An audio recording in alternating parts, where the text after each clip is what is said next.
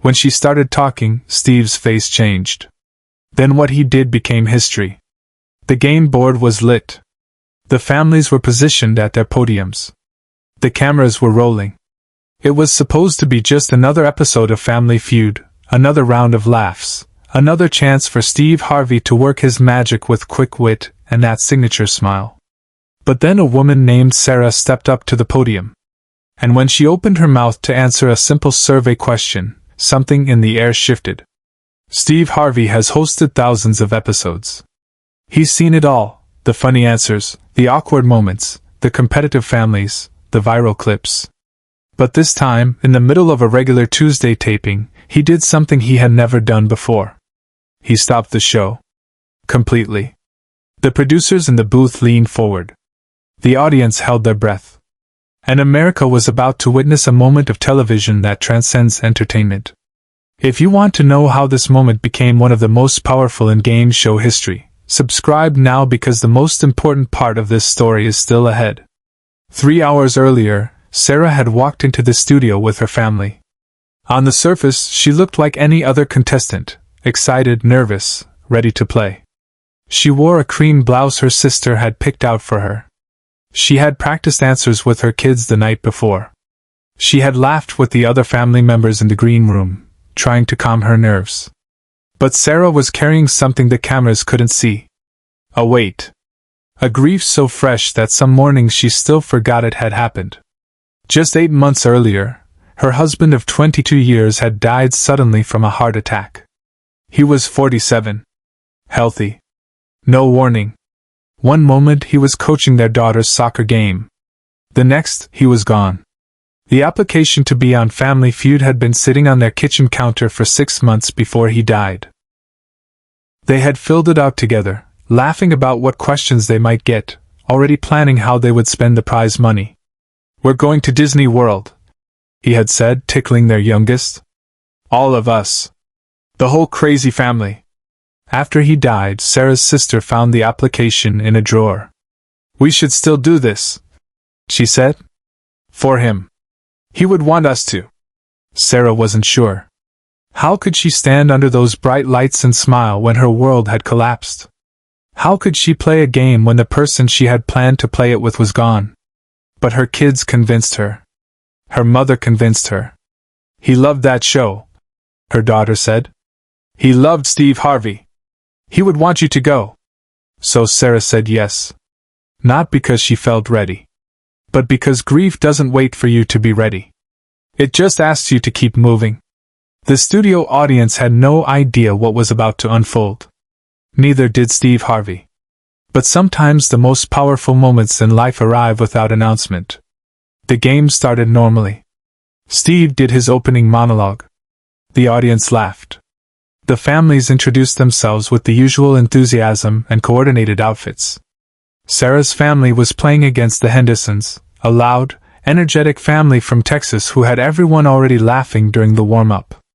"All right, Sarah," Steve said, flashing that $1,000,000 smile as he walked over to her podium. "Tell me about yourself. What do you do?" It was the standard opening question. The kind he asks 100 times. Light. Easy. Conversational. Sarah smiled. "I'm a third-grade teacher," she said. Her voice was steady. Professional. "I have 3 kids. And I'm here with my mom, my sister, and my 2 best friends." Steve nodded, doing his signature lean back. "Third-grade teacher. God bless you. That's a tough job. What made you want to come on the show?" That's when it happened. Sarah's smile flickered. Just for a second. But Steve saw it. After decades of reading people, of watching faces, of knowing when someone is holding something back, he saw it. Her eyes went somewhere else. Somewhere distant. And when she spoke again, her voice was different. "My husband and I applied together," she said quietly. "We were going to do this as a family. But he passed away last year. So I'm here for him. To finish what we started." The studio went silent. Not the polite, respectful silence of a somber moment. The real silence. The kind where you can hear the air conditioning hum. The kind where time seems to stop. Steve's smile faded. His hand, which had been holding the blue game card, slowly lowered to his side. He took a step closer to Sarah. Not as a host. As a human being. "I'm so sorry," he said. And his voice, usually so full of energy and performance, was suddenly just real. Quiet. Honest. "How are you doing?" Sarah nodded, trying to hold it together. "Some days are better than others," she said. "But we're here. And he would have loved this." Steve looked at her for a long moment. Then he did something no one expected. He turned to the camera crew and raised his hand. "Hold on," he said. "Cut. Stop everything." The director's voice crackled through the studio's speakers. "Steve, we're rolling." "I don't care," Steve said, his voice firm but not angry. "Stop the tape. Right now." The cameras stopped. The audience sat frozen. And Steve Harvey, the man who had built a career on perfect timing and never breaking character, walked away from his mark, stepped around the podium, and stood directly in front of Sarah. No microphone. No script. No producer in his ear. Just two people. One in unimaginable pain. One choosing to witness it. "Listen to me," Steve said, looking directly into her eyes. "What you just said? What you're doing right now? That takes more courage than anything I've ever seen on this stage. You understand me?" Sarah's eyes filled with tears. She nodded, but she couldn't speak. Steve reached out and put his hand on her shoulder. "Your husband is proud of you," he said. "I don't know him. But I know he's proud. Because you're still here. You're still standing. And you brought your family to finish what you both started. That's love. That's real love." The audience was crying now. Not just a few people. Everyone. Sarah's mother had her hands over her face. Her sister was holding her kids, who were sitting in the front row. Even the Henderson family, their competitors, were wiping their eyes. One of the crew members behind the camera turned away, his shoulders shaking. Steve wasn't done. He looked back at the producers in the booth. "Get me a chair," he said. Someone rushed a chair onto the stage. Steve sat down right there, in the middle of the set, and motioned for Sarah to sit too. The game was forgotten. The clock was stopped. The rules didn't matter anymore. "Tell me about him," Steve said. And Sarah did. She told him about how they met in college. How he proposed at a baseball game with the ring hidden in a box of Cracker Jacks. How he sang to their kids every night before bed, even though he couldn't carry a tune. How he left notes in her lunch every single day. How the last thing he said to her was, "I love you," as he walked out the door to coach that soccer game. Steve listened. He didn't interrupt. He didn't make jokes. He didn't try to fix anything. He just sat there, on a game show set in the middle of a taping, and let a grieving woman tell the story of the man she loved. And in doing so, he gave her something more valuable than any prize money. He gave her space to be seen. To be heard. To be human. Behind the scenes, producers were in chaos. But Steve Harvey had made a decision that defied every expectation. And it was about to change everything. When Sarah finished talking, Steve stood up. He took off his suit jacket, the expensive, perfectly tailored jacket that's part of his signature look, and he draped it over her shoulders. "You wear this today," he said. "You wear this and you play this game, and you remember that you are not alone. You hear me? You are not alone." Sarah nodded, tears streaming down her face. But she was smiling now. Really smiling. For the first time in months, she felt like maybe, just maybe, she could breathe again. Steve turned to the audience.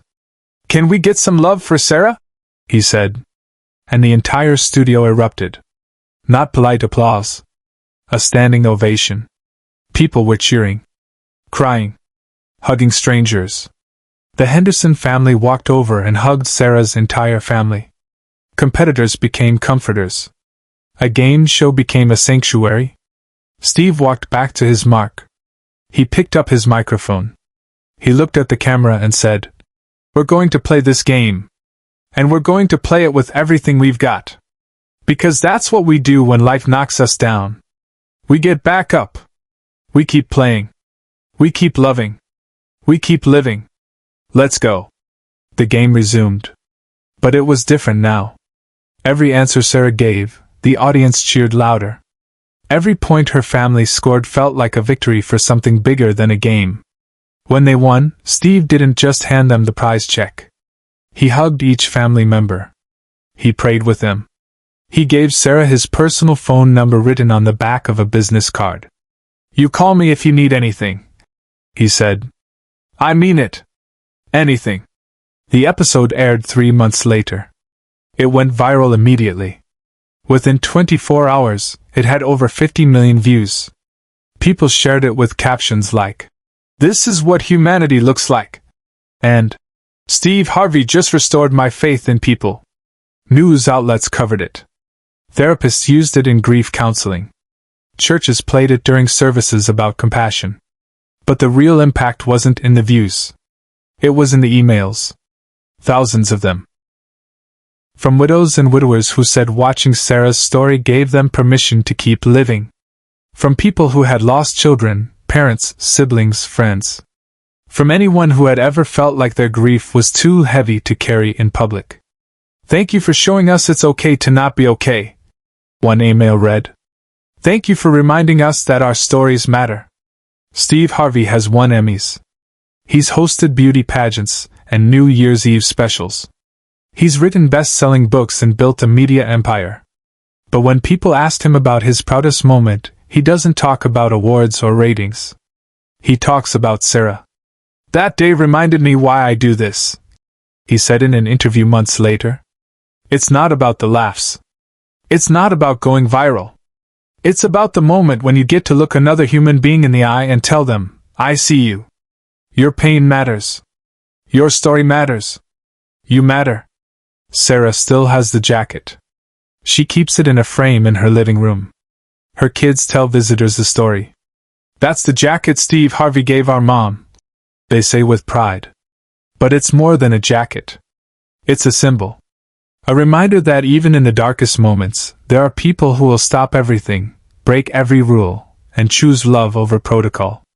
But this is the moment no one in the studio, and no one watching at home ever saw coming. 6 months after the episode aired, Sarah received a package at her home. Inside was a letter from Steve's foundation and a check. A full scholarship fund for each of her 3 children. "Your husband wanted to take them to Disney World," the letter read. "Let's make sure they get to go to college instead. With love, Steve and the Harvey Foundation." Sarah called the number on the letter, and Steve answered. "You didn't have to do this," she said, crying. "Yes, I did," Steve replied. "Because your story changed me. You reminded me what really matters. And I want to make sure your kids know their father's dream didn't die with him." It just evolved. The scholarship fund wasn't publicized. Steve didn't want credit. He just wanted to help. But word got out, as it always does. And when people asked him about it, he simply said, "When God puts someone in your path who needs help, you don't ask questions. You just help." Today, Sarah still teaches 3rd grade. She still talks about her husband. She still has hard days. But she also has hope. Because a man on a game show chose to see her. Really see her. Not as a contestant. Not as a rating. But as a human being whose pain deserved to be honored. And that jacket, hanging in her living room, is a reminder that sometimes, the most powerful thing you can do is stop. Stop the show. Stop the noise. Stop the performance. And just be present with someone in their pain. Steve Harvey didn't just host a game show that day. He created a moment that reminded millions of people what it means to be human. To be kind. To choose love over protocol. To understand that sometimes, the best answer to suffering is simply this: "I see you. I'm here. You're not alone." The impact of that day extended far beyond the television screen. In the weeks following the episode, grief counselors across the country reported something remarkable. Their clients were bringing up Steve and Sarah's story in sessions. I watched that episode. They would say, and I realized I don't have to hide my pain. I can still show up. I can still live. One therapist in Chicago wrote to Steve's team, "What you did on that stage gave permission to thousands of people to be vulnerable. You showed them that grief doesn't make you weak. It makes you human. And being human is the strongest thing you can be." Sarah's story also sparked a movement within the Family Feud community. Former contestants began sharing their own stories of loss and resilience on social media, creating a network of support that connected people across the country. They called it the Sarah Effect, the ripple of compassion that began when one person chose to be honest about their pain, and another person chose to witness it with love. Steve Harvey himself was changed by the encounter. In interviews following the episode, he spoke differently about his role as a host. "I used to think my job was to make people laugh," he said. "And it is. But it's also to make people feel seen. To create space where people can be real. Because sometimes, the most healing thing you can offer someone is not a solution. It's your presence." He started incorporating more moments of genuine connection into his shows. Not forced or performative, but organic. When a contestant mentioned a struggle, he would pause. Listen. Acknowledge. The format didn't change, but the heart behind it did. And audiences noticed. Ratings went up, but more importantly, the comments section became filled with stories of people feeling inspired to show more compassion in their own lives. Sarah's children watched the episode together on the night it aired. Her youngest, who had been only 9 when her father died, turned to her mother afterward and said, "Dad would be so proud of you, Mom. You were brave." It was the first time Sarah had heard those words and believed them. Not because winning a game made her brave, but because she had chosen to show up. To speak her truth.